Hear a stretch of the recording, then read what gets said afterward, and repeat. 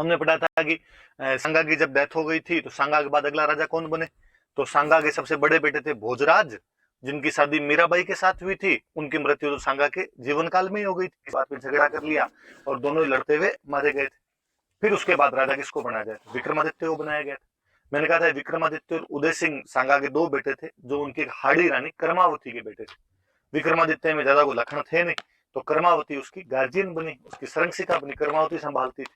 गुजरात में उस समय सुल्तान हुआ करता था बहादुर शाह, और बहादुर शाह को जब ये बात पता चली कि भाई आजकल जो मेवाड़ है वो थोड़ा कमजोर हो रखा है, तो बहादुर शाह ने यहाँ पर 1533 में यहाँ पर अटैक कर दिया था।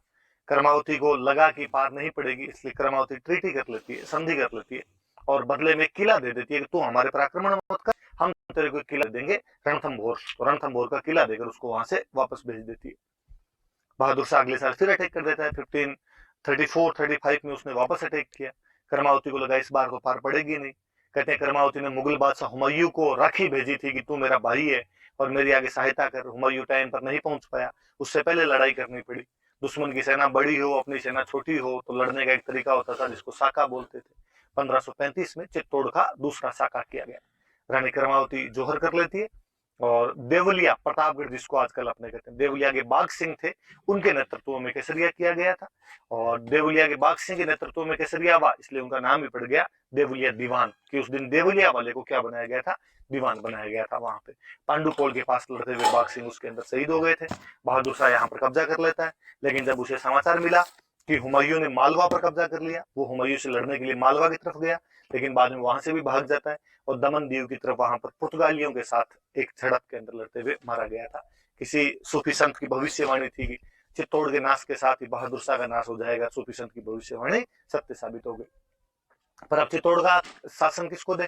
तो उड़ना राजकुमार पृथ्वीराज जो थे, उनकी दासी का एक बेटा था बनवीर, उसको कुछ समय के लिए चित्तौड़ का शासन दिया गया। लेकिन बनवीर ने यहाँ पर मामला गड़बड़ कर दिया।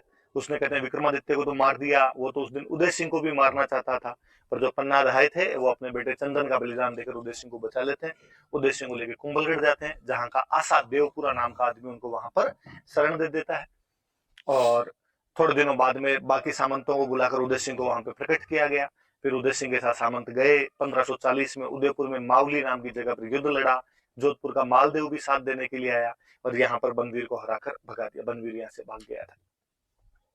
फिर उसके बाद में उदय सिंह के टाइम में और क्या क्या बातें हुई। फिर उदय सिंह की शुरुआत में तो मालदेव से बहुत ज्यादा बनती थी, लेकिन बाद में एक झाली रानी थे, उनको लेकर, झालाओं की एक लड़की थी, उसको लेकर मालदेव के साथ विवाद हो गए थे। मालदेव भी वहां पे शादी करना चाहता था, शादी उदय सिंह ने कर ली थी। मैंने बताया था कुंभलगढ़ किले में उनका झाली रानी का महल आज भी है। इस बात पे उदय सिंह और मालदेव नाराज हो गए थे। बाद में जब उदय सिंह की अजमेर के हाजी खां पठान के साथ लड़ाई हुई थी, तो उसके अंदर मालदेव जो हाजी खान पठान का साथ देता है। उस युद्ध का मैं नाम बताया था हरमाड़ा का युद्ध, अजमेर में जगह 1557 का वो युद्ध था। फिर मैंने बताया था कि 1559 में और आपके उदय सिंह के पोता हुआ था, महाराणा प्रताप के सबसे बड़े कुंवर अमर सिंह का जन्म हुआ था, इसलिए एक लिंग जी की धोख लगाने के लिए गए थे। फिर वहीं पर उन्होंने 1559 में और वहां पर उदय सागर नाम की झील बनवाई थी, तो उदयपुर की स्थापना की थी। और फिर इन्हीं के टाइम में अकबर ने 1567-68 में हमला किया। इस बार चित्तौड़ वालों ने अपनी स्ट्रेटेजी चेंज की। राणा आता था, उसके परिवार को पहले गिरुआ की पहाड़ियों में सुरक्षित भेज दिया गया। जयमल और पत्ता के नेतृत्व में चित्तौड़ के किले का मोर्चा संभाला गया।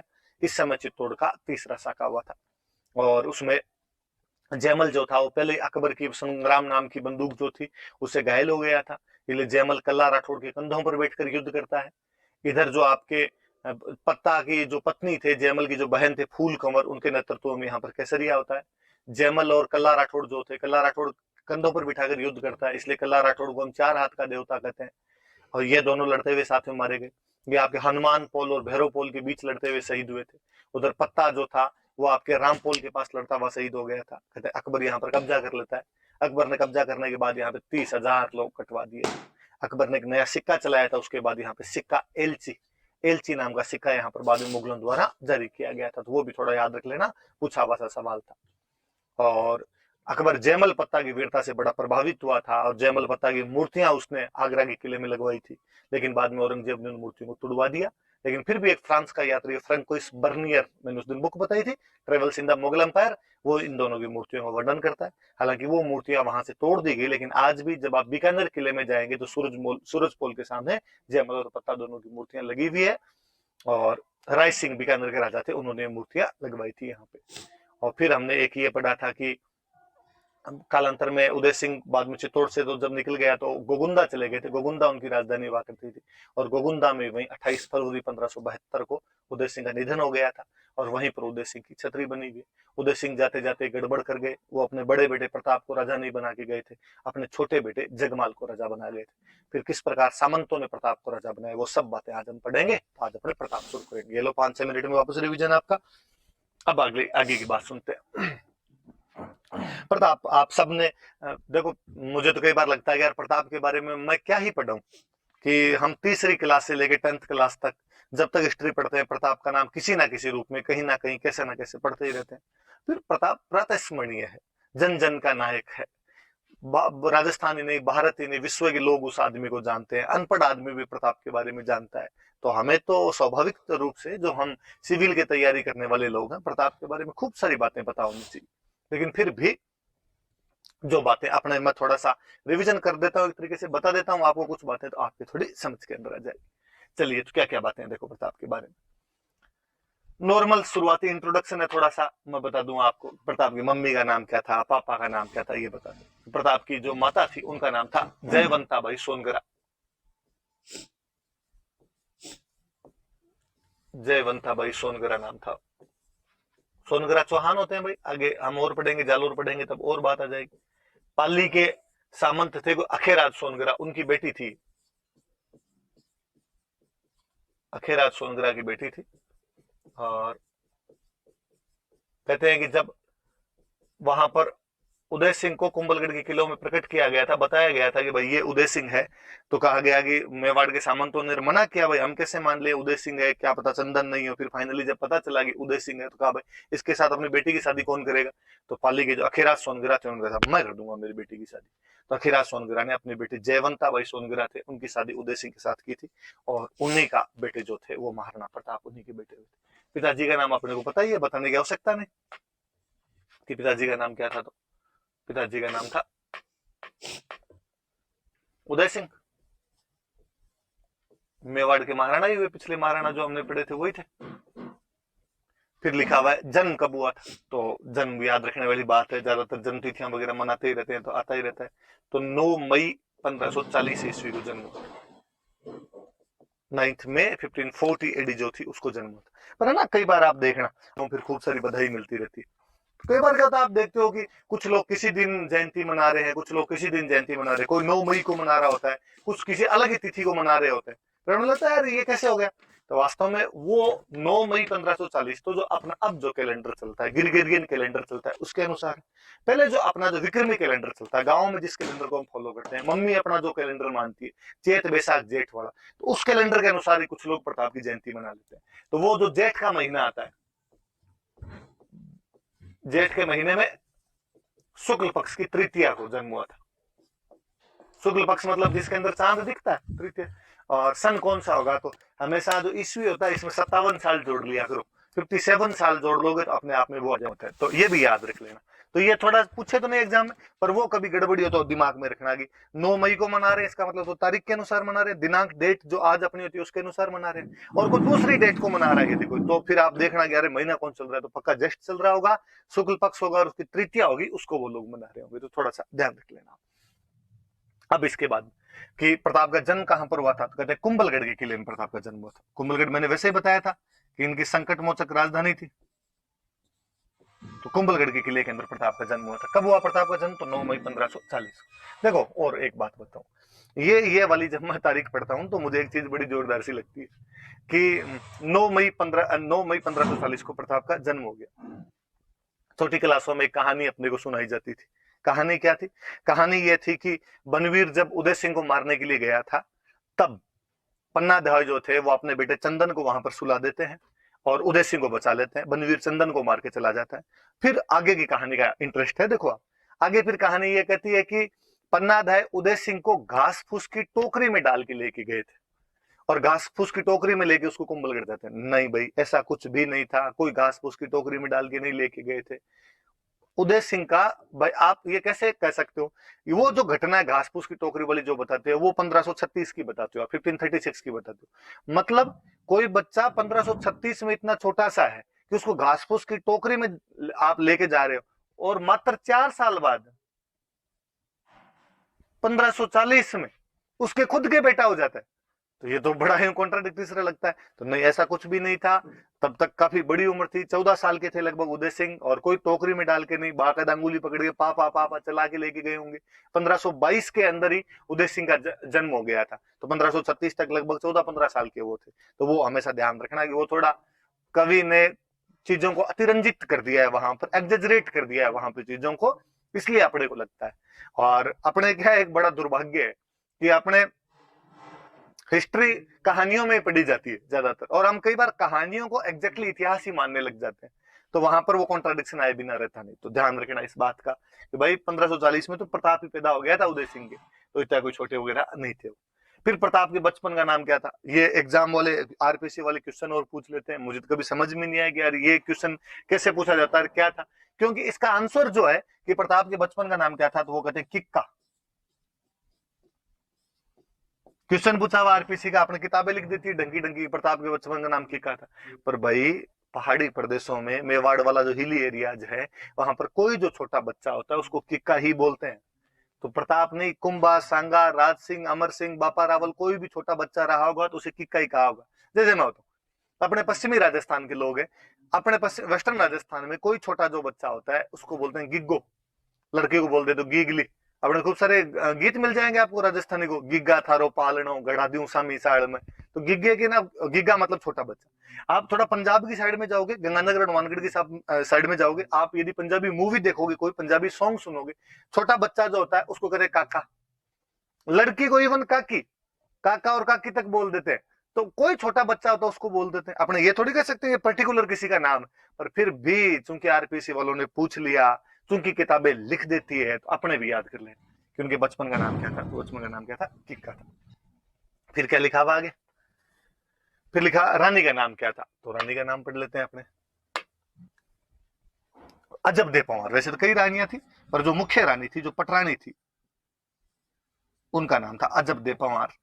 दे का मतलब देवी है भाई। अपने राजस्थानी भाषा में देवी जो होती थी उसको दे से ही अपने काम चला लिया करते थे। तो अजब दे पंवार हो गया। फिर लिखा हुआ आगे राज तिलक, कि उनका राज तिलक कब क्या हुआ था। सुनना, देखो बात सुन। राजाओं के एक रूल हुआ करता था कि राजा के मरने के बाद जो अगला बेटा राजा बनेगा, वो पिता के अंतिम संस्कार में, उसकी जो फ्यूनरल हुआ करता था उसमें भाग लेने के लिए नहीं जाएगा। बाकी जो बेटे होंगे वो पिता के अंतिम संस्कार में जाएंगे, पिता को मुखाग्नि देंगे, उनकी लाश को कंधे देंगे, एकदम बाल कटवाएंगे, रोना धोना जो है वो सब करेंगे। जो अगला बेटा राजा बनेगा उसके लिए ये नहीं हुआ करता था। उल्टा ये कहते थे कि इसके तो राज तिलक की तैयारियां की जाए, कि राजा की गद्दी खाली नहीं रहनी चाहिए। अब उदय सिंह राजा किसको बना के गए? जगमाल को राजा बना के गए। तो प्रताप और प्रताप के जो बाकी भाई थे, बहुत सारे भाई थे, प्रताप नहीं, कान्हा थे, सगर थे, शक्ति सिंह थे, ये बाकी तो पिता का अंतिम संस्कार करने के लिए चले गए, और जगमाल वहीं पे रह गया। कहते जब वहां अंतिम संस्कार के लिए वहां पर गए, तो वहां पर किसी ने मांग उठाई, वहां पर किसी ने कहा कि यार, कहा ही किसने? प्रताप के ननिहाल वालों में से मान सिंह सोनगरा थे, और मान सिंह सोनगरा ने कहा यार, पर उदय सिंह के जितने बेटे हैं इनमें शक्तिशाली कौन है, इनमें प्रभावशाली कौन है? और सबने कहा साहब प्रभावशाली तो प्रताप है। तो यार जगमाल को राजा कैसे बना दिया? दिखता नहीं आपको कि अकबर के अटैक हो रहे हैं लगातार, मेवाड़ घिरा हुआ है, संभल पा नहीं रहे हैं, और ऐसे टाइम में किसी मजबूत आदमी को नहीं बना के आप उससे बनिस्बत कमजोर आदमी को बना रहे हो? गलत बात नहीं है ये। और मैंने एक दिन आपको पहले बात बताई थी कि राजतिलक का अधिकार जो था वो सलुम्बर वालों के पास में था, कि जो सलुम्बर का फ्यूडल लॉर्ड होगा वो ही राजा का राजतिलक करेगा, उसकी सहमति से, उसकी कंसेंट से अगला राजा बनाया जाएगा। और उस समय सलुम्बर के जो सामंत हुआ करते थे उनका नाम था कृष्णदास चुंडावत। चुंडा जी के वंशज हुए इसलिए चुंडावत हो गए।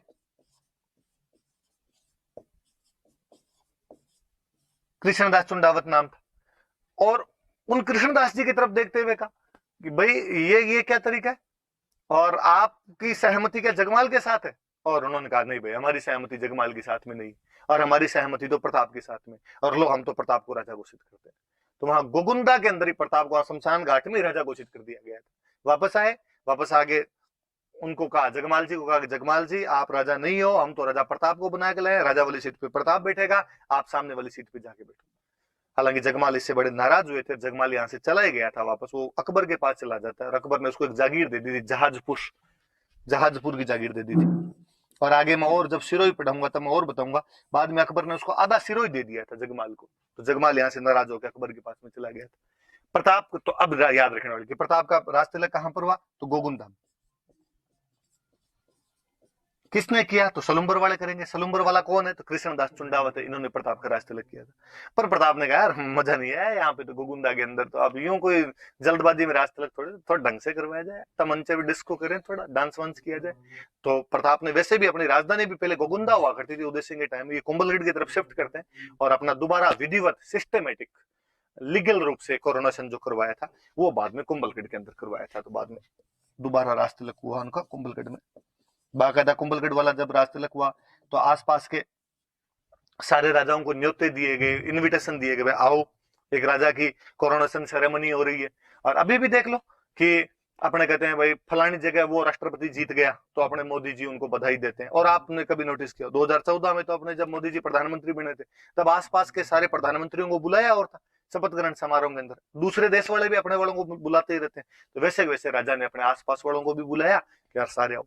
बाकियों के नाम तो याद रहे नहीं रहे, एक बंदे का नोटिस करने वाली बात है, इतिहासकारों ने उसको थोड़ा ज्यादा मेंशन किया। उस समय मारवाड़ का राजा हुआ करता था चंद्रसेन। कौन था मारवाड़ का राजा, चंद्रसेन। और ये अकबर से पंगे ले रहा था, अकबर के खिलाफ लड़ रहा था।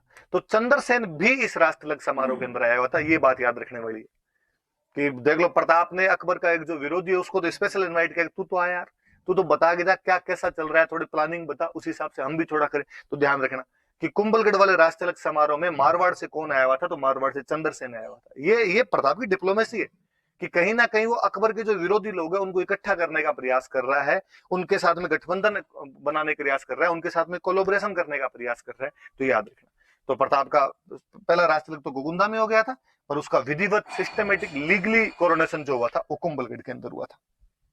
ये बात याद रख लेना। राजा कब बना प्रताप, तो 1572 के अंदर प्रताप राजा बन गया था।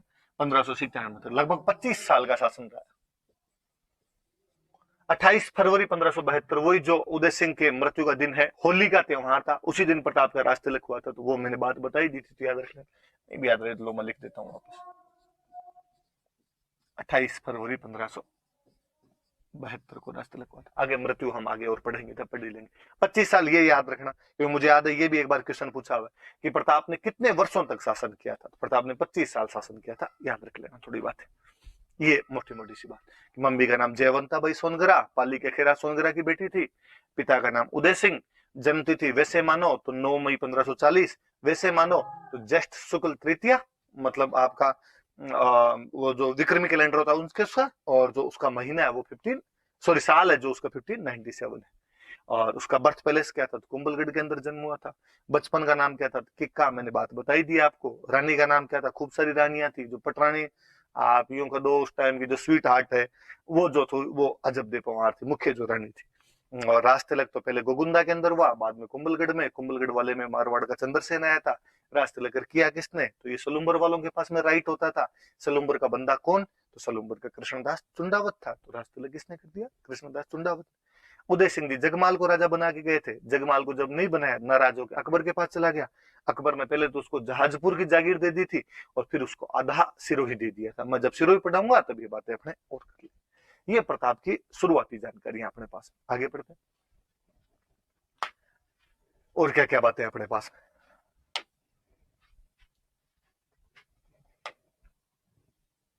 आगे लिखा हुआ है अकबर के दूत। अब जब अकबर को पता चला कि महाराणा प्रताप राजा बने हैं वहां पे, तो अकबर ने महाराणा प्रताप को समझाने के लिए अपने कुछ मैसेंजर भेजे, अपने कुछ दूत भेजे। और अकबर ये चाहता था कि यार उदय सिंह तो माना नहीं, उदय सिंह ने तो मेरी अधीनता स्वीकार की नहीं, अब तू कर ले, लड़ाई झगड़ा अपने बंद कर देते हैं, मिलजुल के राज कर लेते हैं, तू मेरी अधीनता स्वीकार कर ले, मेरा मनसबदार बन जा और मैं तेरी अलग अलग जगह पे अपॉइंटमेंट कर दूंगा, तेरे राज्य को भी सुरक्षा रहेगी, उसको भी खतरा नहीं होगा और मिलजुल के राज कर लेंगे अपने। तो कहते हैं कि प्रताप को समझाने के लिए अकबर ने 4 बंदे भेजे थे, 4 दूत भेजे थे। संख्या भी याद रखना कि 4। कौन कौन थे? तो सबसे पहले एक बंदे को जिसको भेजा था उसका नाम था जलाल खां कोरची।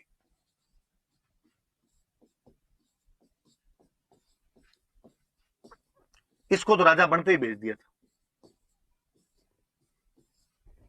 1572 में प्रताप राजा बनता है, 1572 के अंदर इसको भेज दिया गया था, जलाल खां कोरची को भेज दिया गया था। जलाल खां कोरची वाकपटु, बोलने में बहुत तेज, यूं विटी मैन था। और इसको भेजा और इसको कहा कि तू यार जाके बात कर और मामला बिठा आपने। जलाल खां कोरची आया, आके पहले तो अकबर की तरफ से बधाई दी, सर आपको बहुत बहुत बधाई हो, आप राजा बने हो, बादशाह अकबर ने आपको ये देख लो साहब गुलदस्ता भेंट किया, भेजा है आपके लिए। प्रताप ने कहा थैंक यू यार। का थोड़ी सी बात और करनी थी आपकी। हाँ बताओ क्या बात करनी थी? कि वो आपके पापा तो माने नहीं थे, आपका थोड़ा ट्रीटी व्रीटी संधि वंदी के बारे में क्या कहना है? प्रताप ने कहा ना ना मेरा तो ऐसा कोई मूड नहीं, थोड़ा देख लो ऊपर नीचे लेके कोई बात हो जाए। नहीं नहीं कोई मूड नहीं। पक्का? क्या पक्का? जलाल खां कोरची वापस गया और उसने जाके अकबर का एकदम साफ साफ मना किया।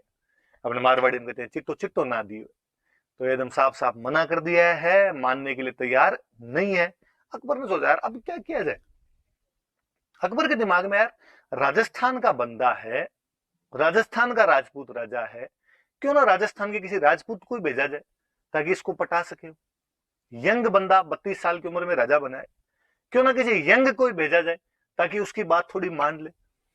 और अकबर के दरबार में एक यंग राजकुमार था मान सिंह।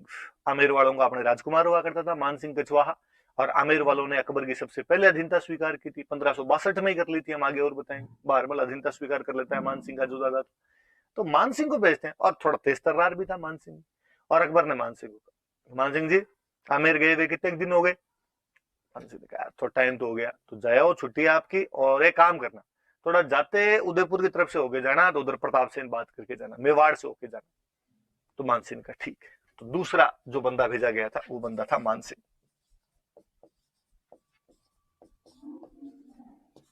1573 में मान सिंह को भेज दिया। मान सिंह यहाँ पर आया, मान सिंह ने बात करने के लिए प्रताप को बुलाया यहाँ पे। कहते हैं बाकायदा शाम को डिनर का प्रोग्राम रखा गया, उदय सागर की जो पाल है वहां पे डिनर के लिए बुलाया गया। देखो प्रोटोकॉल होता है कि अमेरिका का विदेश मंत्री आए तो भारत का विदेश मंत्री मिल लेगा, रसिया का रक्षा मंत्री आए तो अपना रक्षा मंत्री मिल लेगा, पाकिस्तान का सूचना प्रसारण मंत्री आए तो अपना सूचना प्रसारण मंत्री, मतलब समकक्ष जो काउंटर पार्ट है आपका वो आपके उधर से बात करेगा। और प्रताप ने दिमाग लगाया कि यार आमेर का राजकुमार बात करने के लिए आया, तो क्यों ना मैं मेरे राजकुमार को भेज दूं। और प्रताप के जो बेटे थे सबसे बड़े बेटे उनका नाम था अमर सिंह, तो यार अमर सिंह को भेज दिया जाए। तो अमर सिंह को बातचीत करने के लिए भेज दिया। पर मान सिंह को यह लगता था यार मैं अकबर का दूत हूं, मेरे से बात करने के लिए तो राजा खुद है, वही है अमेरिका माई बाप है जैसे आज। तो अमेरिका का कोई आता है तो अपने वाले सभी बात करते हैं उससे।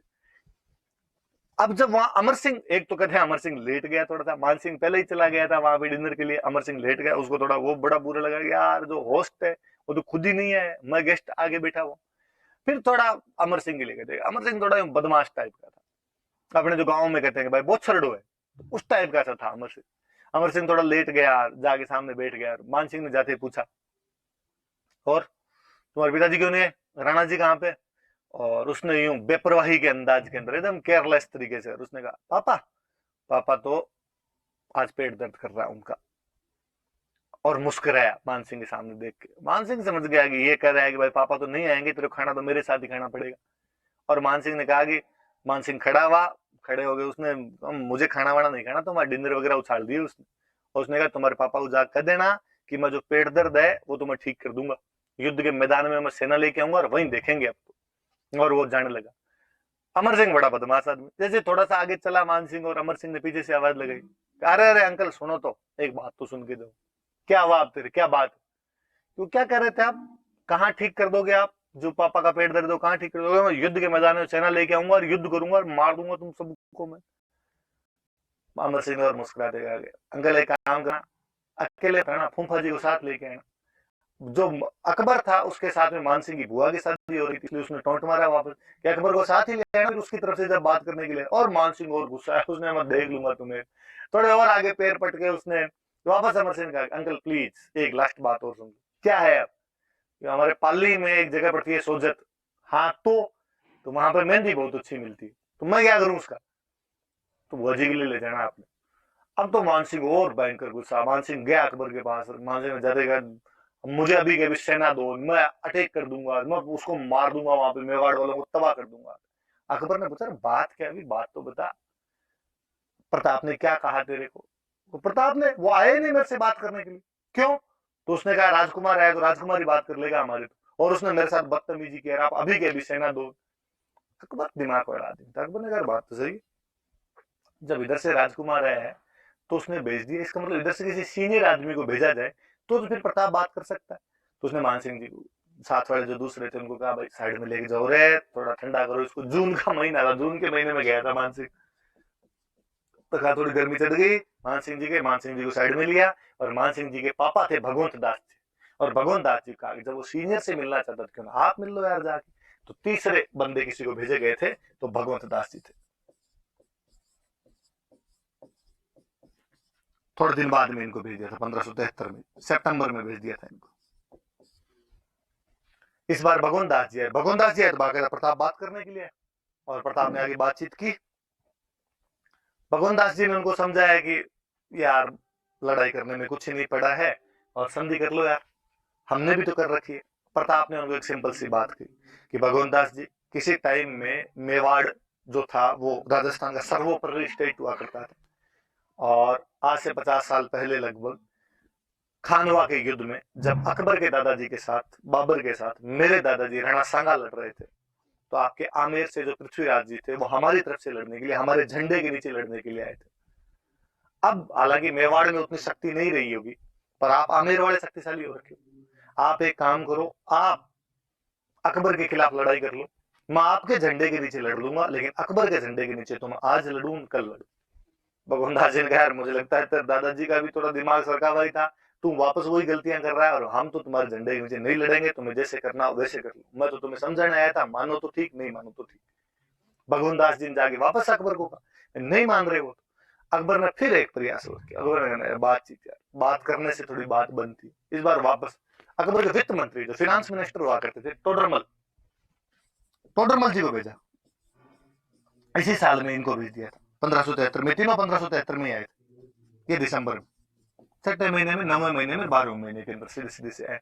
वो एक 72 में, बाकी तीनों 73 के अंदर आए थे। टोडरमल जी को भेज, टोडरमल जी को कहा भाई तुम वित्त मंत्री हो, जाके समझाओ रे उसके, हिंदू हिंदू वाला थोड़ा पुत और है तुम्हारे।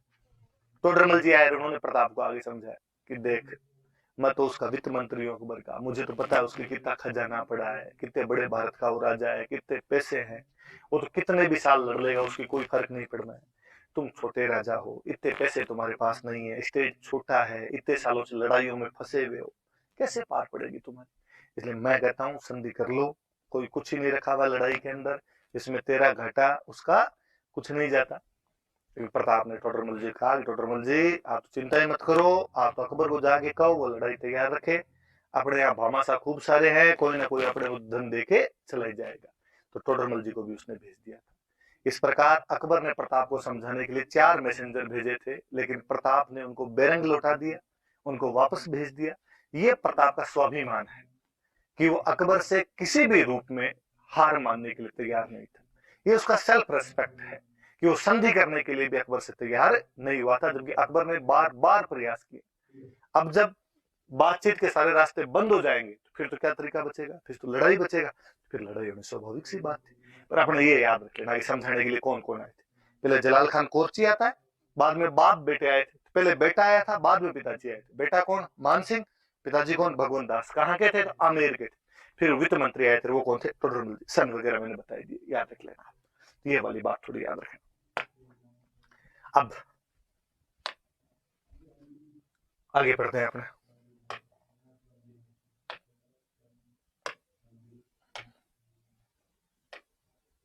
आगे आगे बढ़ते हैं। देखो अब जब बातचीत के सारे रास्ते बंद हो गए तो युद्ध होना था, युद्ध हुआ। प्रसिद्ध युद्ध इतिहास का आप सब जानते ही हैं, मुझे ज्यादा बताने की आवश्यकता ही नहीं इस युद्ध के बारे में, फिर भी थोड़ी बात करते हैं। लिखा हुआ हल्दी घाटी युद्ध। सबसे पहले बात आती है कि कहां पे ये जगह, कब हुआ था युद्ध? जगह कहां पे? तो अपने राजसमंद जिले के अंदर ये जगह है। युद्ध कब हुआ? वापस वही जून का महीना, 18 जून 1576, यही तारीख हालांकि कुछ इतिहासकार जो अपने हैं ये इसको 21 जून भी मानते हैं, पर अपने तो भाई राजस्थान बोर्ड वाली किताबों में इन सब में 18 जून ही दी हुई है, तो आप तो अपने 18 जून ही मान ले। किसके बीच में युद्ध हुआ? तो भाई राणा प्रताप और अकबर की सेनाओं के बीच में युद्ध हुआ।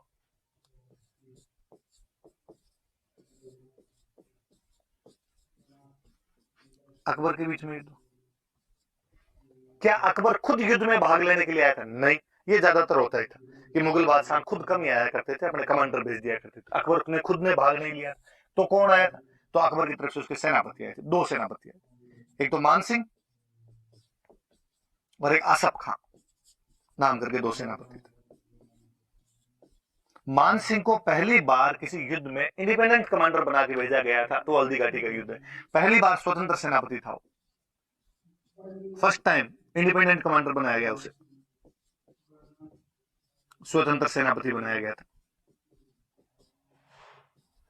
मान सिंह को, और एक साथ में आसफ खान को भेजा। अकबर माइंड से खेल रहे हैं, अकबर कहीं ना कहीं चाहता है कि जो मान सिंह का जो गुस्सा है उसको एक्सप्रेस करने का मौका मिले, और ये जब उसको एक्सप्रेस करेगा तो ढंग से लड़के आएगा। तो उसने आसफ खान और मान सिंह को कहा भाई तुम दोनों जाओ इधर से। तो इधर प्रताप की तरफ से आसपास में जो भी मुगलों के विरोधी थे, आसपास में जो भी अकबर के विरोधी थे, उन सबको प्रताप ने इकट्ठा किया, उनकी सेनाएं आई। जैसे ग्वालियर से एक बंदा आया था राम सात तोमर, इन ग्वालियर वालों की बनती नहीं थी अकबर के साथ, और ये केवल खुद ही नहीं आया था, तीन बेटे और सालीवाहन आया था, भवानी सिंह आया था, प्रताप सिंह आया था, तो ग्वालियर से आए थे राम सात तोमर।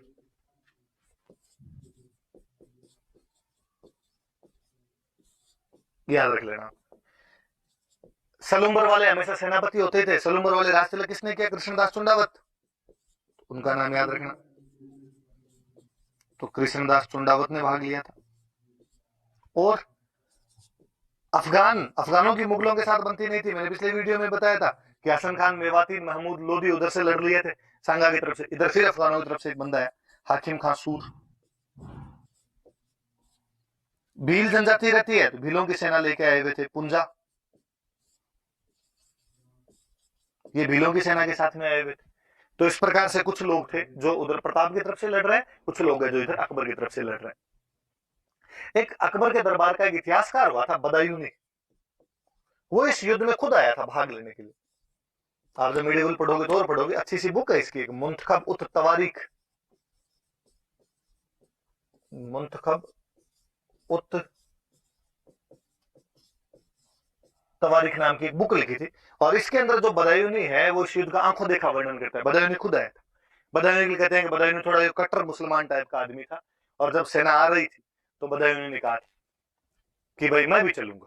तो लोगों ने कहा यार आप क्या लाओगे, आप कलम उलम घिसने वाले आदमी, वहां तलवारें चलेगी तलवारें। बदायूनी कहा नहीं, वहां जब हिंदुओं का खून बहेगा तो मैं अपनी दाढ़ी के लगाऊंगा, दाढ़ी लाल करूंगा मैं हिंदुओं के खून से, जिहाद करके आऊंगा मैं वहां से। तो अब ये मन में तो तू भी ले। फिर बदायूनी इस युद्ध का ढंग से थोड़ा वर्णन करता है। बदायूनी कहता है भाई प्रताप की तरफ तो लगभग 3-1 हजार फौजी थे, और हमारी तरफ जो थे वो 5,000 के आसपास फौजी थे। हालांकि बदायूनी इस बात से नाराज था पहले कि यार मान सिंह जैसे हिंदू को क्यों बना दिया, सेनापति क्यों बना के भेज दिया, पर फिर भी भाई अकबर ने मान सिंह को बना दिया था। मैंने बता दिया रीजन क्या रहे थे उनके बनाने के। अब आमने सामने की यहाँ पे लड़ाई होनी शुरू हुई। ये हल्दी घाटी जो है ये एक दर्रे का बीच की जगह है, पास है, दोनों तरफ पहाड़ियां पड़ती है, उनके पास है, वहां के बीच का एक दर्रा है। एक तरफ गोगुंदा की पहाड़ियां है, एक तरफ खमनोर की पहाड़ियां, पहाड़ियों के बीच का दर्रा है। तो कहते हैं जो मानसिंह था, मानसिंह उधर एक जगह पड़ती है अपने मोलेला, आगे याद रखना, टेराकोटा में अपने वापस याद करेंगे। और तो मोलेला में अपनी सेना लेके बैठ गया था। इधर प्रताप, इधर एक जगह पड़ती है लोसिंग, उधर अपनी सेना लेके बैठ गए थे। शुरुआत का युद्ध हुआ, प्रताप की तरफ से इतना शानदार हमला किया गया था मेवाड़ वालों की तरफ से कि मुगलों को भगा ही देते। शुरुआती टुकड़ी बहुत भारी पड़ गई थी मुगलों के ऊपर, और यहाँ पे मुगल सैनिक भागने लगे। तो मतलब बदायूनी बहुत अच्छा वर्णन करता है। बदायूनी कहता है कि आगे मान सिंह वाले फौजी थे, उधर से जब प्रताप वालों ने हमला किया तो मान सिंह के फौजी इधर भागने लगे। तो इधर मान सिंह के फौजी भाग रहे हैं, पीछे पीछे उनके मेवाड़ वाले भाग रहे हैं। तो मेरे तो ये भी नहीं समझ में आया कि तीर किस पे चलो, कि इधर ही हमारे वाले भाग रहे थे, उनके पीछे मेवाड़ वाले आ रहे हैं। तो मान सिंह ने आसफ खान पास में खड़ा और आसफ खान से पूछा कि आसफ खान तीर चलाऊं किस पे? आसफ खान ने कहा आंख बंद कर और तीर चला। दोनों तरफ से मरने तो हिंदू ही है, तेरा कर्तव्य तो जो तू लेके आया था वो तो पूरा हो ही जाएगा, तुझे हिंदुओं को मारना था, भले मानसिंह वाले मरे, भले प्रताप वाले मरे। तो वो वर्णन नहीं करता है कि भाई वहां से हमारी सेना भाग छूटी थी। और कहते हैं जब सेना भागने लगी तो मुगल सैनिकों के अंदर एक सैनिक हुआ करता था मिहत्तर खां। वो बेचारा मिहत्तर खां नाम का एक सैनिक था, और वो भाग के आया, आगे आया पीछे से, और उसने आगे झूठा मोटा ही कहा, कह रहा भागो मत रो, अकबर आ रहा है, अकबर आ रहा है, खुद बादशाह सेना लेके आ रहे हैं बड़ी। तो अकबर के आने की सूचना सुनी तो जाके मुगलों के थोड़े पैर जमे, मुगलों ने वापस लड़ना शुरू किया। याद रखना कि किसने हल्दी घाटी के युद्ध में अकबर के आने की झूठी सूचना, रॉन्ग इन्फॉर्मेशन दी थी, तो उस आदमी का नाम मिहत्तर खां था। कौन हल्दी घाटी के युद्ध का आंखों देखा वर्णन करता है तो बदायूनी करता है। बदायूनी की किताब का नाम क्या था? मुंतखब उत तवारीख था। कौन सा इतिहासकार हल्दी घाटी युद्ध में खुद भाग लेता है तो बदायूनी भाग लेता है। तो सारी बातें थोड़ी सी आप याद रखना। और मिहत्तर खां नाम के सैनिक ने ये अफवाह फैलाई थी, भाई खुद आ गया, अकबर खुद आ गया। मुगल सेना ने जैसे जैसे लड़ना शुरू किया, उधर प्रताप ने जब देखा कि यार मानसिंह उधर सेनापति बना, हाथी पे बैठा हुआ मानसिंह, मानसिंह के हाथी का नाम था मर्दाना, मर्दाना नाम के हाथी के ऊपर बैठा हुआ था। मानसिंह का जो हाथी था क्या नाम था उसका? मर्दाना नाम करके हाथी था। प्रताप के पास अपने जानते हैं घोड़ा था प्रताप का, चेतक। और कहते हैं प्रताप को इतना गुस्सा है कि प्रताप अपने चेतक को एकदम मर्दाना के सामने लेके चला गया। और चेतक इतना समझदार घोड़ा कि चेतक ने अपने अगले दोनों जो पैर थे वो मर्दाना की सूंड के ऊपर लगा दिए, मानसिंह के हाथी की सूंड के ऊपर लगा दिए। और प्रताप अपना भाला फेंकता है, मानसिंह जैसे तैसे होदे में बच जाता है, होदा जो ऊपर हाथी पे बैठने की जगह होती है उसके अंदर बैठ जाता है और अपने वार को उसको बचाता है। पर मानसिंह बड़ा इंटेलिजेंट आदमी था। कहते हैं कि उसकी जो हाथी की सूंड थी उसने एक चाकू लगा रखा था, एक कटार लगा रखी थी, नाइफ लगा रखा था। और जब चेतक अपने पैर उतार रहा था वापस, तब उसके अगले दोनों पैर कट गए। अब चेतक ढंग से मूव नहीं कर पा रहा था एकदम। और प्रताप ने जब देखा कि घोड़े के पैर कट गए, इसलिए वो घोड़े को जैसे तैसे करके वहां से युद्ध भूमि से बाहर निकालता है और युद्ध भूमि से बाहर निकल जाता है। कहते हैं कि मेवाड़ में जब भी राणा युद्ध भूमि से बाहर जाता या राणा को युद्ध भूमि से बाहर लेके जाया करते थे, तो कोई ना कोई झला जो होता था वो राणा के चिन्ह पहन के और राणा की जगह लड़ता था। हमने पढ़ा था कि खानवा युद्ध में जब संगाजी घायल हो गए थे तो उनकी जगह पे झाला अज्जा लड़ा था। एक बार फिर एक झाला ने वीरता दिखाई, इस बार था झाला बिद्दा। हम उसे झाला बिद्दा भी कहते हैं या उसे हम झाला मानसिंह भी कहते हैं। वो झाला बिद्दा या झाला मानसिंह जो था वो प्रताप के सारे जो राज चिन्ह है वो ग्रहण करता है और वहां पर विजय करता है। मुगल भाग ही छुटे थे उसके बाद में, प्रताप इधर निकल जाता है बाहर और मुगलों ने भी प्रताप का पीछा करने की कोई जहमत नहीं उठाई। बदायूं कहता है ये तो जून की झुलसा देने वाली गर्मी थी, फिर हमारे सैनिक इतने हार चुके थे कि उनमें हिम्मत ही नहीं बची थी कि वो प्रताप का पीछा कर पाते।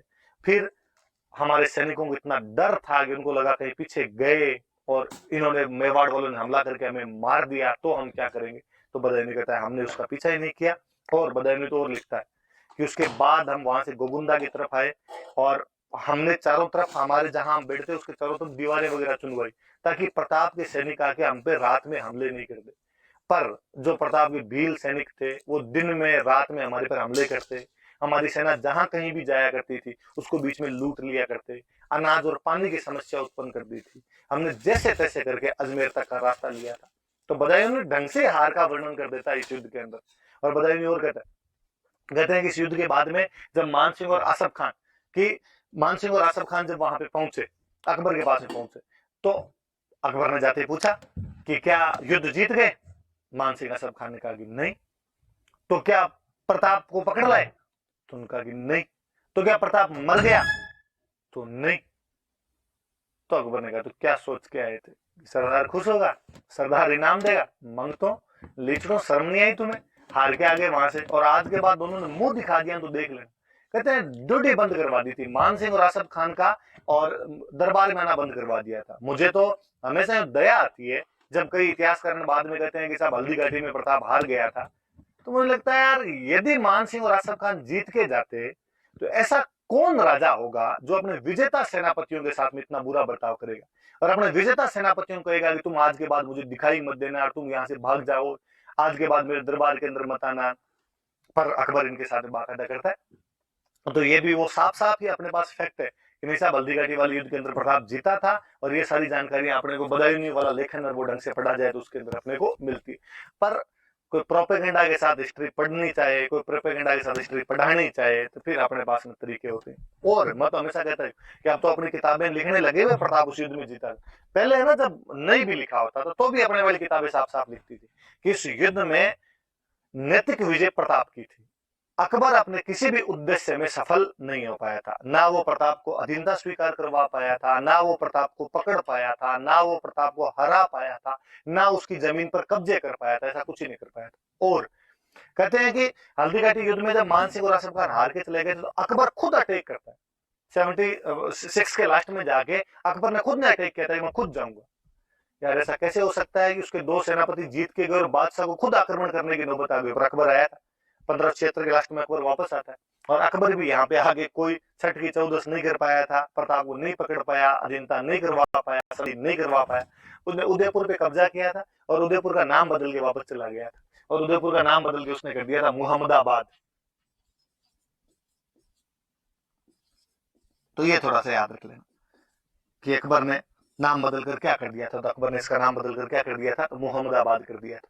मैं वापस एक बात और बता दूं, फिर मैं साथ ही बता दूंगा।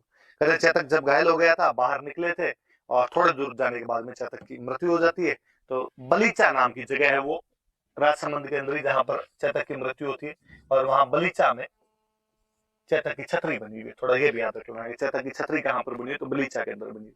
वापस मैं बातें बता दूं, एक बार और पढ़ेंगे हल्दी घाटी युद्ध की और खूब सारी बातें कि प्रताप और अकबर के बीच का युद्ध है। प्रताप, अकबर खुद नहीं आया था, अकबर के दो सेनापति आए थे, मान सिंह और आसफ खान। पहली बार मान सिंह को इसी युद्ध में सेनापति बनाकर भेजा गया था। बदायूनी जो अकबर का एक कोर्ट हिस्टोरियन है, वो इस दरबार इस युद्ध में भाग लेता है। उसकी बुक है मुंतखब उत तवारीख। और इस बुक के अंदर वो लिखता है कि हमारी तरफ से लगभग 5000 सैनिक थे और प्रताप की तरफ से लगभग 3000 सैनिक थे। प्रताप की तरफ से ग्वालियर का रामसा तोमर अपने 3 बेटों सालीवाहन, भवानी सिंह और प्रताप सिंह के साथ में आया था। युद्ध में लड़ते हुए वीर गति को प्राप्त हुए थे सारे सारे। और सलुम्बर के सामंत कृष्णदास चुंडावत थे। अफगानों का नेता हाकिम खान सूर था और भीलों का नेता राणा पुंजा इस युद्ध के अंदर भाग लेने के लिए आए थे। फिर हम ये पढ़ते हैं कि जब मुगल सेना भाग रही थी तो किसने ये शोर मचाया कि बादशाह खुद आगे मुगल सेना को रोकने की कोशिश की। तो निहत्तर खान नाम का सैनिक था जिसने ये शोर मचाया था कि वापस सेना आ गई है। और जब यहाँ से मुगल सेना वापस भाग जाती है, प्रताप उधर वापस पहाड़ों में चला जाता है, तो इन्होंने प्रताप का पीछा करने की कोशिश क्यों नहीं की। तो बदायूनी बताता है, बदायूनी कहता है कि जून की गर्मी की वजह से हमारे सैनिक हार के बाद खूब सारे थक गए थे और हमारे सैनिक डर रहे थे कि प्रताप पे हमला नहीं करते। इवन की गोगुंदा के अंदर जब आए थे वापस, तो उन्होंने चारों तरफ अपने दीवार चुन ली थी कि ताकि प्रताप का यहाँ पर अपने हमला नहीं हो जाए। वो याद रखना कि मान सिंह जी साथी पर बैठ के लड़ रहा था, उस साथी का नाम मर्दाना था। हम अभी और बाकी हाथी के नाम पढ़ेंगे। शुरुआत में मान सिंह ने जहां पे डेरा लगाया था आपके, उस जगह का नाम था मोलिला। और जिधर प्रताप का डेरे लगे हुए थे उसके जो कैंप थे, उसका जो आर्मी कैंप था, उसका नाम था लोसिंग। चेतक घायल हो गया था युद्ध में। चेतक जब बाहर निकला तो उसकी छतरी बनी हुई है। चेतक की छतरी कहां पर बनी हुई है, तो बलीचा, बलीचा नाम की जगह पर चेतक की छतरी बनी हुई।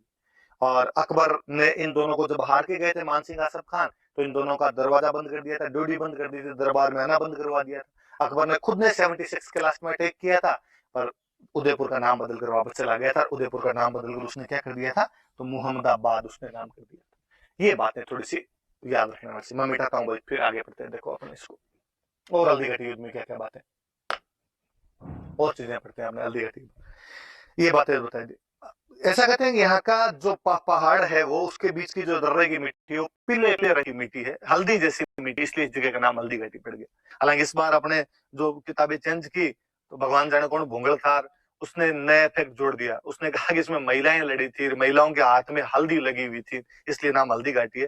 तो ऐसी कोई बात नहीं है, उस मिट्टी का रंग ही वहां पे थोड़ा हल्दी जैसा सा रंग है, पीलापन लिए हुए रंग है, तो उसका नाम हल्दी घाटी। ऐसा कई जगह होता है। मुझे बीकानेर का याद है कि बीकानेर में जहां पे शुरुआत में बीकाजी ने आके शासन स्थापित किया था, वहां की जो मिट्टी है वो थोड़ी थोड़ी लाल रंग की सी है, मतलब यूं लाली माली वैसी मिट्टी, इसलिए नाम ही राती घाटी है। मारवाड़ी के अंदर जो लाल रंग होता है उसको अपना राता बोलते हैं, तो उसका नाम राती घाटी पड़ गया। वैसे ये थोड़ा पीले रंग लिए हुए, तो इसका नाम क्या हो गया, अपने आप में हल्दी घाटी नाम हो गया था। अब हल्दी घाटी युद्ध की थोड़ी और बात है। हल्दी घाटी युद्ध को अलग अलग इतिहासकारों ने अलग अलग नाम दिए, किसी ने उसको किसी नाम से पुकारा, किसी ने उसको किसी नाम से पुकारा। क्या क्या नाम है वो देखते हैं। जैसे बदायूं इस युद्ध में खुद आया हुआ था, अकबर का इतिहासकार है, तो बदायूं इस युद्ध का जो नाम देता है वो देता है बैटल ऑफ गोगुंदा। वो कहता है गोगुंदा का युद्ध। अबुल फजल अकबर के दरबार का एक और इतिहासकार हुआ है, अकबरनामा या आइन ए अकबरी नाम की उसने बुक लिखी। वो इस युद्ध का नाम देता है बैटल ऑफ खमनोर। मैंने बताया दोनों पहाड़ियां अलग अलग, वो कहता है खमनोर का युद्ध। कर्नल टोड, कर्नल जम्सटोड यूरोप के थे, तो उनको तो अपने यूरोप वाले युद्ध याद आएंगे, और उन्होंने कहा कि मेवाड़ की थर्मोपोली है। मैं अभी थोड़ी देर में बताऊंगा आपको थर्मोपोली क्या है, आप तो इतना याद रखो। उनका ये मेवाड़ की थर्मोपोली है, याद रखना आपने। और अपने एक राष्ट्रवादी इतिहासकार हुए बाद में, आदर्शी लाल श्रीवास्तव।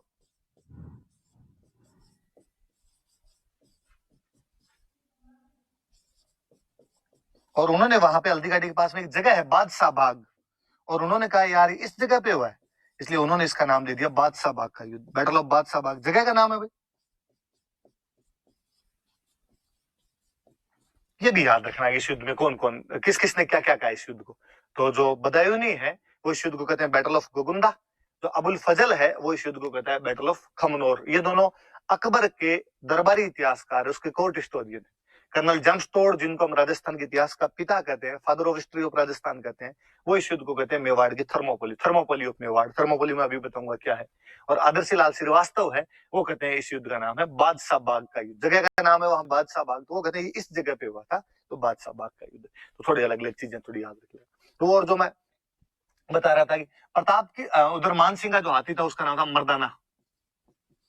कहते मुगलों की तरफ से एक हाथी और था, उसका नाम था गजमुक्ता। और इस गजमुक्ता को इधर से प्रताप की तरफ से एक हाथी लड़ रहा था लूणा, उस लूणा के खिलाफ लड़वाने के लिए लेके आए थे। तो प्रताप की तरफ से एक हाथी था लूणा, उधर से नाम था गजमुक्ता। फिर प्रताप का एक हाथी था जिसे मुगल सेना ने पकड़ लिया था, उस हाथी का नाम था राम प्रसाद। इसको पकड़ के ले गए थे, और जब लेके गए तो अकबर ने पूछा भाई साथी का क्या नाम है, लोगों का राम प्रसाद। पर अकबर ने कहा कि नहीं भाई, ये पीर बाबा के प्रसाद से हमें मिला है, पीर बाबा के आशीर्वाद से हमें मिला है, इसलिए इसका नाम बदल कर मैं क्या करता हूँ, पीर प्रसाद। थोड़ा सा याद रखना कि एक कौन सा हाथी मुगल सेना को मिल गया था जिसका नाम बाद में बदल दिया गया था, राम प्रसाद मिला था, नाम बदल के पीर प्रसाद कर दिया। कुल मिला के ये दो हाथियों के नाम याद रखने जो प्रताप की तरफ से लड़ रहे थे, ये दो हाथियों के नाम याद रखने जो मुगल सैनिकों की तरफ से लड़ रहे थे, राम प्रसाद और लूणा, उधर मर्दाना और गजमुक्ता। क्योंकि मुझे याद है किसी एक एग्जाम में क्वेश्चन थे, राम प्रसाद, लूणा, मर्दाना और गजमुक्ता क्या। और फिर आरपीएससी वैसे ऑप्शन और दे देती है, सुदूरवर्ती बाड़मेर के 4 गांव, मूंग की 4 किस्में, बकरी की 4 नस्ल, और आपके हल्दी घाटी युद्ध में लड़े हाथियों के नाम। तो याद रखना भाई, हल्दी घाटी युद्ध में हाथी, आप इमेजिन करो कभी कि युद्ध कितना महत्वपूर्ण रहा होगा हल्दी घाटी, कि उसमें लड़ने वाले हाथियों के नाम भी एग्जाम के अंदर पूछे जाते हैं। अपने आप में ये कितनी बड़ी बात है। उसका जो घोड़ा है, उस युद्ध का जो घोड़ा है, उसके नाम पर बाकायदा अपने स्कूटर आया करता था। चेतक कितना फेमस हुई, चेतक जो चीज थी, पुलिस वालों की जो गाड़ियां होती है उनको भी आज अपने चेतक कहते हैं। तो वो युद्ध जो है वो चरम है युद्धों का, एक अलग भावना है उस चीज के अंदर। तो हल्दी घाटी वो युद्ध है अपने जिसमें प्रताप ने अकबर को या अकबर की सेना को यहां से हराकर वापस भेज दिया था। तो वो सारी बातें अपने याद रखने वाली थी। और देखो, मैं तो हल्दी घाटी युद्ध को जब पढ़ता हूँ तो मुझे लगता है यार जीत हार ये सब तो बाकी है, मुझे उसमें प्रताप की डिप्लोमेसी बड़ी शानदार सी लगती है कि यार उस युद्ध में ग्वालियर का रामसात तोमर आया है, अफगानों की तरफ से हाकिम खान सूर है। इसका मतलब प्रताप संगठन बनाने की शक्ति में माहिर है, वो एक अच्छा ऑर्गेनाइजेशन बना सकता है, वो अच्छा कोलैबोरेशन करने वाला रहा है। जब हम देख रहे हैं उसने अकबर के विरोध अपने पक्ष में कर लिए, और हाकिम खान सूर का प्रताप की तरफ से लड़ना ये सिद्ध करता है कि प्रताप सेक्युलर राजा है, और उसकी सेना में मुस्लिम सैनिक भी लड़ रहे थे। अपने इतिहासकारों ने केवल एक पक्ष को सेक्युलर दिखाने के लिए बात खूब बढ़ा चढ़ा के बताई हमेशा कि अकबर का सेनापति मान सिंह था, अकबर का सेनापति मान सिंह था, क्योंकि उधर सेक्युलरिज्म उनको स्थापित करना था। कोई ये नहीं देखता कि इधर भी ये सेम बात है। और मैं तो जब वो लास्ट वाला पॉइंट पढ़ता हूं कि प्रताप की सेना में लड़ने के लिए भील सैनिक भी आए थे, तब और लगता है कि किसी राजा ने समाज के उस वंचित समुदाय को, उस बैकवर्ड क्लास को, हाशिए पे रखे हुए समाज को, वो तबका जो समाज की मुख्य धारा से थोड़ा अलग था, उसको भी मेन स्ट्रीम में लाने का प्रयास किया है, उनको अपने बराबर लाके खड़ा किया है। तो जो अनटचेबिलिटी की जिसकी हम बात करते हैं, छुआछूत की जिसकी हम बात करते हैं, उसको भी कहीं ना कहीं दूर करने वाला कोई राजा दिखाई देता है तो प्रताप दिखाई देता है कि उसने उन वनवासियों को, आदिवासियों को अपने साथ में लाके खड़ा कर दिया था। तो वो वाले नाम जो है, जो अपने आप में ये दिखाते हैं कि वो कितना ब्रॉड माइंडेड बंदा था, वो कितना समरसता फैलाने वाला आदमी था। ये सब चीजें, ये सब गुण उसके प्रताप के वहां से दिखाई देते हैं अपने को। जब हल्दी घाटी की बात ही कर रहे हैं, हम थोड़ी और बातें करते हैं। ये तो नाम वगैरह मैंने बताई दिए, नाम याद रखना आप थोड़े से, कि हल्दी घाटी का क्या इंपॉर्टेंस है। कभी आपसे मेंस में पूछ ले कि उसकी इंपॉर्टेंस बताओ, तो क्या इंपॉर्टेंस रही होगी। तो एक इंपॉर्टेंस तो ये है कि हल्दी घाटी का युद्ध एक एम्परियलिस्टिक पावर और एक रीजनल फ्रीडम का युद्ध है वर्सेज प्रादेशिक स्वतंत्रता। मतलब कि एक तरफ अकबर जैसा राजा है जो अपने एम्पायर एक्सपेंशन करना चाहता है, अपने साम्राज्य को बढ़ाना चाहता है, एम्परियलिस्टिक अप्रोच रखता है, एम्परियलिस्टिक एम्बिशंस रखता है और अपने साम्राज्यवादी शक्ति के तहत आक्रमण कर रहा है। पर दूसरी तरफ एक बंदा है जो अपने रीजनल फ्रीडम को, अपने रीजनल इंडिपेंडेंस को, अपनी क्षेत्रीय स्वतंत्रता को, अपनी प्रादेशिक स्वतंत्रता को बचाने का प्रयास कर रहा है। ये देखिए ठीक वैसा है जैसा हम अंग्रेजों के खिलाफ लड़ रहे थे कि अंग्रेज एक साम्राज्यवादी ताकत थे, वो पूरे भारत पर कब्जा करना चाहते हैं या भारत पर कब्जा किया उन्होंने और उसके खिलाफ हमारे लोग उठ खड़े हुए। तो जिस प्रकार हम क्यों उठ खड़े हुए, क्योंकि हम कहते हैं ये प्रदेश हमारा है, इस ये इंडिपेंडेंट रहना चाहिए, इसकी स्वतंत्रता हमें प्रिय है, यहाँ पर हम राज करेंगे। एग्जैक्टली वैसा का वैसा उसमें प्रताप और प्रताप के साथ में मेवाड़ की जनता कर रही है कि एक साम्राज्यवादी ताकत का मिलजुल कर सामना कर रही है। क्यों?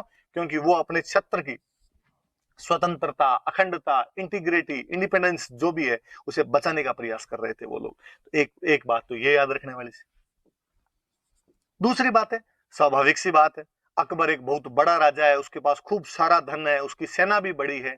प्रताप, मेवाड़ एक छोटा स्टेट है, लगातार युद्धों में फंसे होने से धन भी कमजोर पड़ा होगा कहीं ना कहीं, सेना भी कमजोर है, उसके बावजूद लड़ रहे थे वो लोग। सीमित संसाधन, लिमिटेड रिसोर्सेज के बावजूद प्रताप लड़ा था। इससे उसकी जो सेना थी, उसकी जो जनता थी, उसमें एक होप और मोरलिटी की भावना जगी, आशा और नैतिकता का संचार होता उसकी सेना में। होप नजर आई है कहीं ना कहीं कि नहीं, हमारा राजा हमारे साथ खड़ा है, भले ही उसके पास संसाधन कम हो लेकिन लड़ रहा है। एक नैतिकता दिखाई देती है, मोरलिटी बढ़ती है लोगों की, मोरल अप होता है लोगों का कि नहीं यार लड़ेंगे, धन कम है तो क्या हुआ, हमारा जो राजा है वो लड़ रहा है। वो मैं हमेशा एक सिंपल सा एग्जाम देता हूँ कि यार आरएस का रिजल्ट आया और रिजल्ट के अंदर देखा कि एक लड़का जिसके पापा बहुत बड़े बिजनेसमैन है या जिसके पापा ऑलरेडी आईएएस लगे हुए थे, वो एक अच्छी इंग्लिश मीडियम की स्कूल के अंदर पढ़ा हुआ था और उसको अच्छी कोचिंग भी मिली थी, उसके पास तमाम रिसोर्सेज थे और उस बंदे की टॉप 10 में रैंक आ गई। एक उसका विपरीत, एक ठेठ कोई जैसलमेर बॉर्डर का कोई एक लड़का जो शुरुआत से ही ग्रामीण स्कूल के अंदर या गवर्नमेंट स्कूल के अंदर पढ़ा था, इसके पिताजी एक साधारण किसान है या कई बार किसान भी नहीं, कोई मजदूर है, और उसने पढ़ाई भी अपने जैसे तैसे करके पूरी की है और फिर तैयारी भी संघर्ष करते हुए, छोटे मोटे कोई साथ में नौकरी करते हुए अपनी तैयारी की है या बेरोजगारी के अंदर अपनी तैयारी की है और उसका सिलेक्शन होता है, भले उसकी रैंक मत कहता हूँ 200 रैंक आती है। अगले दिन अखबार में या हमारे आसपास में चर्चा किसकी होती है, उस टॉप 10 वाले की या उस 200 वाले की होती है। ऑब्वियसली अखबारों के अंदर हमेशा आएगा किसान का बेटा बना, संघर्ष के बावजूद बना, बेरोजगारी के बावजूद बना। हम उस सेकंड वाले की बात करते हैं। क्यों? क्योंकि हम कहते हैं यार उसके रिसोर्सेज लिमिटेड थे, उसके बावजूद उसने हार नहीं मानी। हल्दी घाटी का युद्ध ये सिखाता है कि भले ही हमारे रिसोर्सेज लिमिटेड हो, उसके बावजूद हार नहीं माननी है, उसके बावजूद लड़ाई करनी चाहिए और लड़ाई करने से जीत मिलती है। इससे जो आसपास के बाकी लोग होते हैं आपके, उनके अंदर कहीं ना कहीं आशा दिखती है, उनमें कहीं ना कहीं मोरल अप दिखता है उनका। फिर हल्दी घाटी का युद्ध राष्ट्रवाद की भावना सिखाता है, नेशनलिज्म सिखाता है। और राष्ट्र देखो पहले होता क्या था, पहले ये नेशनलिज्म वाली भावनाएं नहीं थी, पहले सेनाएं लड़ती थी। बाबर की सेना संगा की सेना से लड़ लेगी, कुंभा की सेना को महमूद खिलजी की सेना से लड़ लेगी, रतन सिंह की सेना अलाउद्दीन खिलजी की सेना से लड़ लेगी। आम जनता का इतना कोई उसके अंदर पार्टिसिपेशन नहीं हुआ करता था। और अपने तो संस्कृत में, हिंदी में एक वो है शायद लाइन है कि कोई नरक हो हमें क्या हानि, कि कोई राजा बन जाए हमें क्या लाभ है यार, हमें टैक्स देने यार, इस बाबर को भी टैक्स देना, संगा को भी टैक्स देना। पर प्रताप के साथ में जन जन का नायक बन गया था। आसपास के तमाम लोग, वो जो जनजातियां थी, वो जो भील थे, वो जो गाड़िया लोहार थे,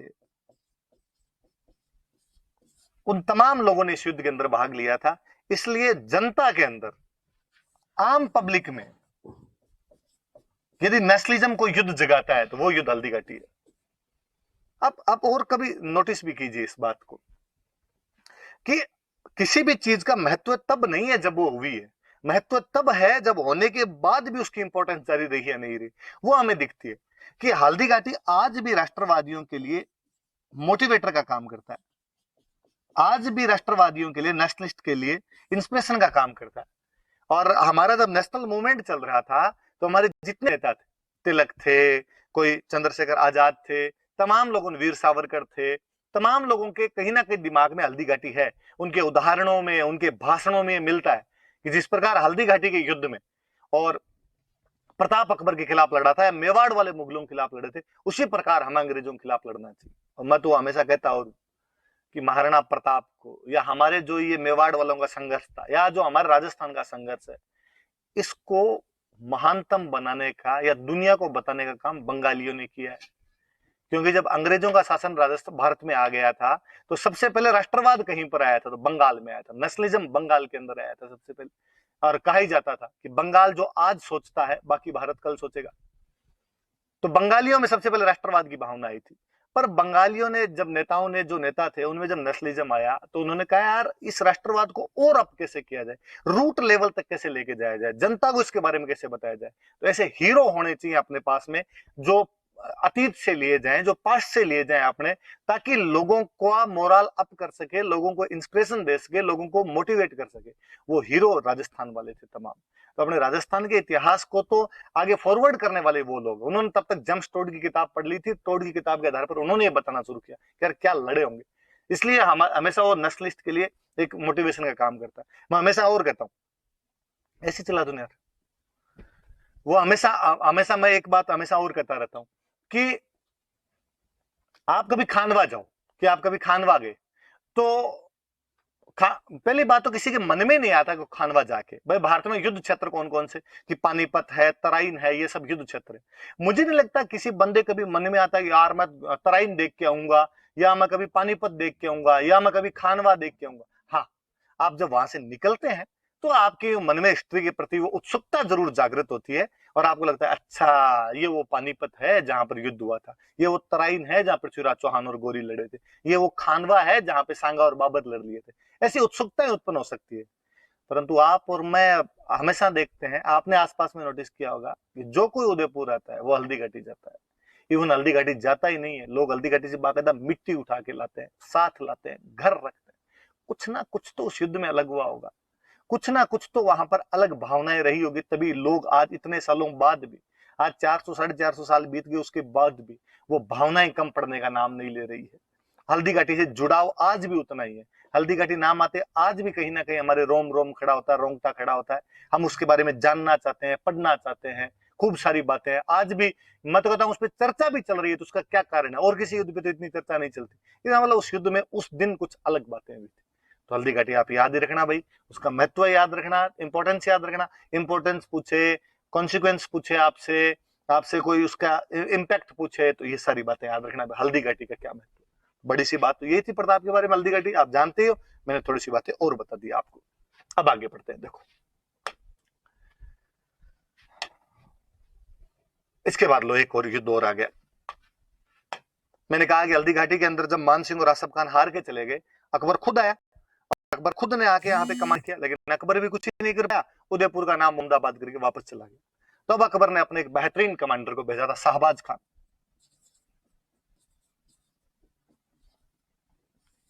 तब प्रताप की राजधानी कुंभलगढ़ हुआ करती थी, इसलिए शाहबाज खान ने कुंभलगढ़ पर अटैक किए थे। वैसे मेवाड़ वालों की इमरजेंसी कैपिटल कौन सी? कुंभलगढ़।